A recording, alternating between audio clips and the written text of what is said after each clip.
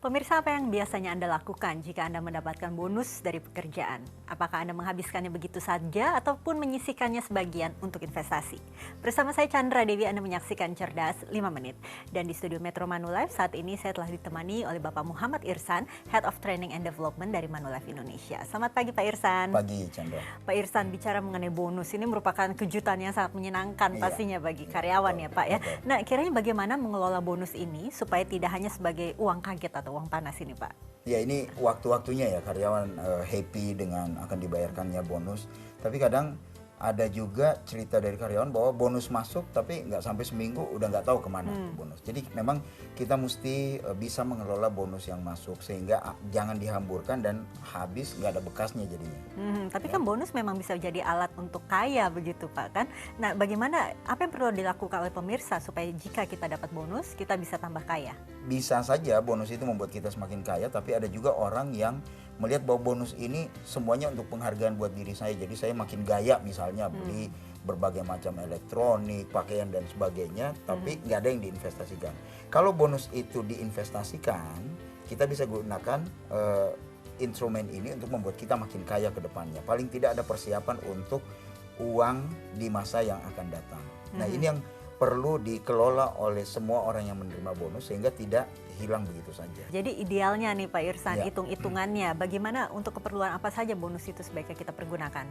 Kalau kita ambil secara umum, yang paling gampang adalah bonus itu uang yang masuk di luar dari uang yang setiap bulan kita terima.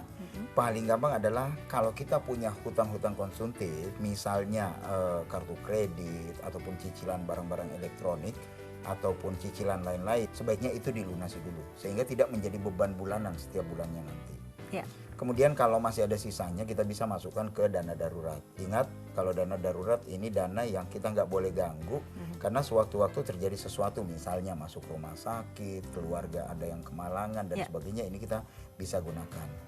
Kemudian bisa juga kita gunakan masuk dalam instrumen investasi untuk masa depan, baik itu untuk anak maupun untuk diri kita sendiri. Instrumen investasi apa yang Pak Irsan maksudkan kalau begitu dalam hal ini?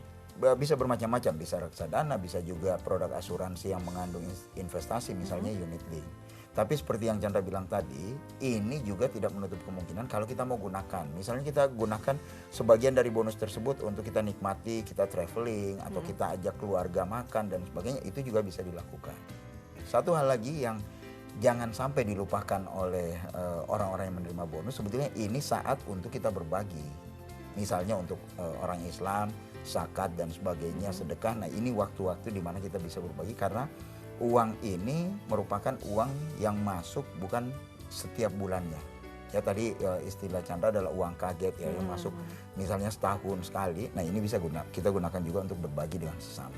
Oke, karena bonus ini kan tidak tetap ya Pak ya, Betul. seperti yang tadi Pak Irsan katakan. Nah, jika bonus tersebut digunakan untuk membeli produk asuransi, lalu bagaimana pemirsa melanjutkan pembayaran premi di bulan-bulan selanjutnya kalau begitu Pak? Nah, kalau kita mau membeli produk asuransi dengan bonus, karena bonus ini tidak tetap, sebaiknya juga dilakukan dengan pembayaran 1 tahun. Jadi pada saat bonus yang akan datang masuk, kita juga bisa lakukan pembayaran program asuransi kita. Tapi kalau biayanya terlalu besar atau preminya terlalu besar, tetap kita adjust selama biaya hidup kita masih bisa terpenuhi dari pemasukan setiap bulannya.